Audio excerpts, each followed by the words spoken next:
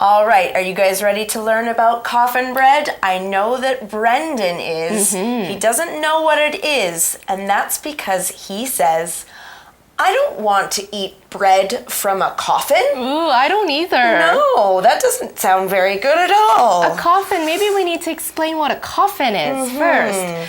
Well, a coffin is kind of like a big box. It's a big box, yes. And it's the size of a person because that's what a person goes in after they've died. And we put the coffin in the ground. Or burn it, I guess, for yes, some or people. burn it, yes. Yeah, so that's what a coffin is. So coffin bread, I guess he assumed it was one of those from boxes. Yeah, okay. Well, Patricia says something. She says, don't be silly. So it's not bread from a coffin. Don't worry, guys. We're not celebrating Halloween or anything. Right. Let's take a look at our word power word, silly. Silly, it's an adjective. S-I-L-L-Y. Silly. So to be silly means to do something without thinking about it first. It's the same as being foolish or stupid. Let's use silly in an example sentence. John was angry because he made a silly mistake on the test. Again, John was angry because he made a silly mistake on the test. All right. She's called him silly. Don't be silly. We're not eating coffin bread. That's good. But she's not finished yet. She's going to explain a little bit more. She starts by explaining coffin bread by saying, it's like a flat bowl with a lid. Now, we saw the word flat here, which is spelled F-L-A-T, flat. And this is an adjective. Now, if you see my hand, flat describes something that is smooth and all the same level.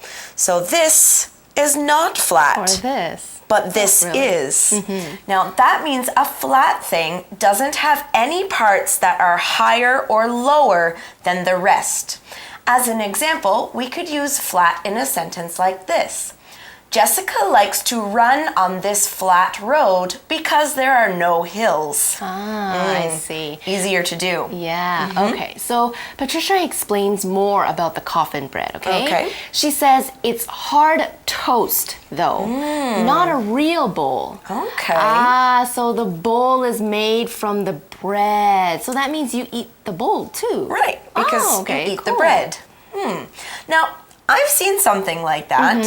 Bread actually makes a really tasty bowl because the flavors of the food can go into the bread. Sometimes where I'm from in Canada, we do that with fish chowder, which is like a soup.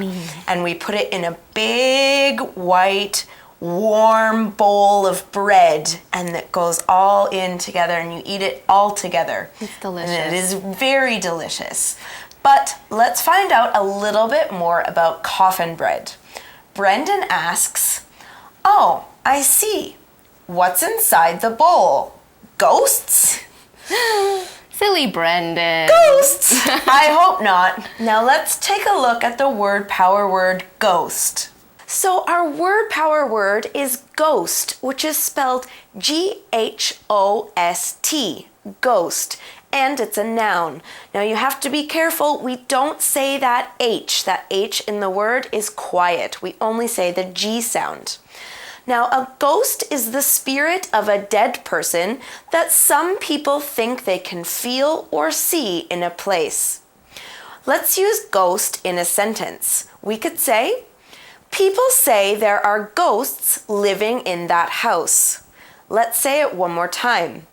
People say there are ghosts living in that house. So obviously there aren't ghosts in the bread because how do you eat ghosts? You can't. Okay, no, you can't.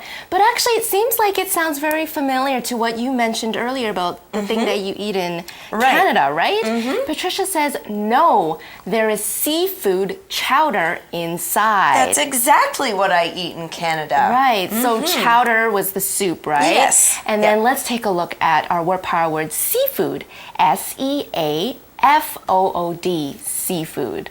Okay, so seafood refers to the animals that live in the sea that we can eat, okay? Like fish and prawns and shrimp and crabs. Those are all seafood. Let's use seafood in an example. My family likes to go to Keelung to eat seafood. My family likes to go to Keelung to eat seafood. Now, I get that seafood chowder, okay? So I kind of get the idea where you put it in a bowl. But it's such a funny name. It is. It's such a funny name. But Patricia knows a bit more about that too. Okay. So she's going to say, this dish got its name because it looks like a coffin. So it's like a box and maybe it kind of opens like a coffin? Oh, I see. Okay. Well, Brendan thinks this dish is very interesting, so he says, okay, I'll try it. Now, Brendan's pretty brave to try all these new foods, but if Patricia loves them, I'm sure he's going to love them too. Yeah. And he's going to get his chance to try the coffin bread because Patricia says, great, we'll get some for lunch. Wow, so Brendan and Patricia have already decided what they will have for lunch. But actually, they haven't even finished breakfast. No, they're still eating breakfast. Our scenario says Brendan and Patricia keep eating breakfast. It's all about the food, isn't it? It really is. Well, that's all the time we have for our article. Well, actually, it's the end of our article, but stay tuned for our wrap-up. All right, so we're in the wrap-up of our article, and we're going to talk about some of our favorite foods in Taiwan. Let's play a game. How about that? How about you give me hints, and I will try to guess what it is that you like. Okay. Okay? All right, so one of my favorite foods is a seafood. Seafood, okay. And it's part of an animal that has a lot of legs. A lot of legs? Crab. Okay, there's crab, there's shrimp, there's lobster. It's not any of those. Octopus? It is part of an octopus. Octopus? Okay. Okay, now you have to guess what kind of part of the octopus it is. I'm gonna say the tentacles. No. The feet of the octopus. No, it's not? It's actually the octopus mouth. Oh. And I found out in Chinese that it's called long zhu. I love that too. It tastes so good. It's my favorite dish in Taiwan. Ooh. Okay, I'm hungry. Maybe we should go get some. Right now. Okay, well, we're gonna leave because we gotta go eat dinner. So, for A+ English, we're signing off. I'm Erin. And I'm Angeline.